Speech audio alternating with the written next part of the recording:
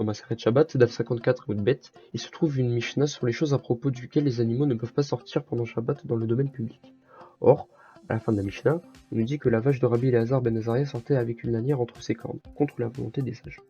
Comment est-il donc possible qu'un Tanaïm ne puisse pas suivre l'avis des sages malgré que la halakha a été tranchée ainsi?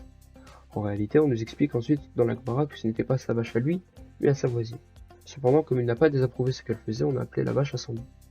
En fait, l'enseignement de cette histoire est de nous apprendre que tout celui qui peut faire des remontrances à quelqu'un et qui ne le fait pas sera aussi puni pour la faute de cette personne, que ce soit pour les gens de sa maison, de sa ville ou même du monde entier.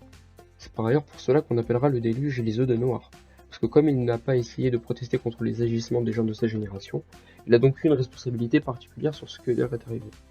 Cependant, ça ne veut pas dire non plus qu'on puisse faire des réflexions à tout le monde, bien entendu. Il reste qu'il est très important de dire à son prochain là où il se trompe pour qu'il puisse se construire. Aussi, il est à nous de progresser de notre côté vers Hachem.